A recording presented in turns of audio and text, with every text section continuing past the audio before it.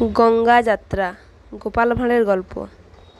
মহারাজ কৃষ্ণচন্দ্রের রাজসভায় গোপালের মতো রহস্যপ্রিয় আরও অনেক ভাঁড় ছিল। তাদের মধ্যে হাস্যরাম নামে একটি ভাঁড় ছিল। সে গোপালের মতো বুদ্ধিমান ও হাস্যর্ণব না হোক, হাস্যরামের রসিকতায় প্রশংসা 5 জনের মুখে শোনা যেত। একদিন মহারাজ কৃষ্ণচন্দ্র গোপালকে বললেন, গোপাল, তুমি তো আমার সকল ভাঁড়ের মধ্যে শ্রেষ্ঠ স্থান অধিকার করে বসে আছো, কিন্তু আমি দেখছি আর বেশি দিন তোমার এই আধিপত্য ক্ষুণ্ণ থাকবে না।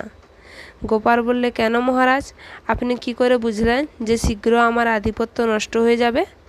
মহারাজ কৃষ্ণচন্দ্র বললেন, দিন দিন বুদ্ধিমান হাস্যরাম যেরকম প্রসার প্রতিপত্তি বিস্তার করছে, এইবার তোমার পতন অনিবার্য।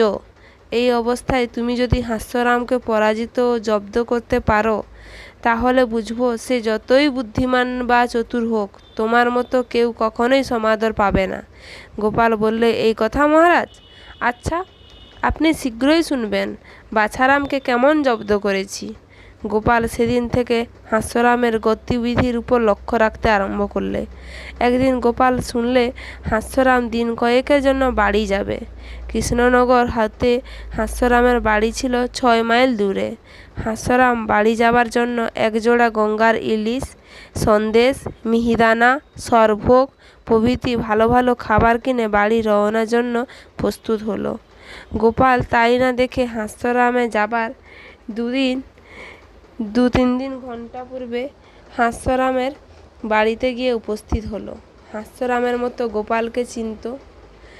সহসা গোপালকে দেখে হাস্যরামের মাতা তার পুত্রের কুশলাদি জিজ্ঞাসা করলে এবং কোথায় গোপাল গিয়েছিল বা কোথা হতে আসছে প্রভৃতি প্রশ্ন করতে লাগলো। গোপাল বললে, আমি কুটুম্ব বাড়ি গিয়েছিলাম, মনে করলাম একবার আপনাদের সংবাদটা নিয়ে যাই। বাড়ির সবকে কেমন আছে বলুন, হাস্যরামকে গিয়ে বলবো। হাস্যরামের মা গোপালকে বাড়ির সকলের কুশল বলে বললে, বাবা, যখন গরিবের বাড়িতে এসেছো তখন 2টি খাওয়া দাওয়া করে যাও। গোপাল কোনো আপত্তি করল না। চব্যচুষ্য লজ্জ পেয়ে করে খেয়ে হাস্যরামের মাতাকে একটি প্রণাম করে কৃষ্ণনগর অভিমুখে যাত্রা করল। গোপাল প্রায় 2 মাইল পথ বাড়ির দিকে চলে গেছে। এমন সময় হাস্যরামের সঙ্গে গোপালের পথিমধ্যে সাক্ষাৎ হলো। হাস্যরাম গোপালকে দেখে জিজ্ঞাসা করলে, এদিকে কোথায় গিয়েছিলে ভাই? গোপাল ক্রন্দনের ছল করে হাস্যরামকে বললে, আরে ভাই, তোমার সর্বনাশ হয়েছে।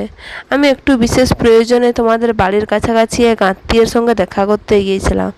সেখানে গিয়ে শুনলাম তোমার মা গতকালের রাত্রে গলার নলিতে ভাত লেগে হঠাৎ মারা গেছেন।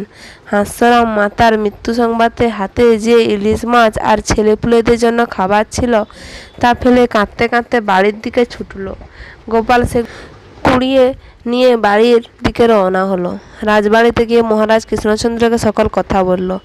এদিকে হাস্যরাম বাড়িতে এসে দেখে তার মা সুস্থ দেহে বাইরে দরজায় দাঁড়িয়ে আছে। হাস্যরামের বুঝতে বাকি রইল না সে আজ গোপালের কাছে যতখানি প্রতারিত হয়েছে।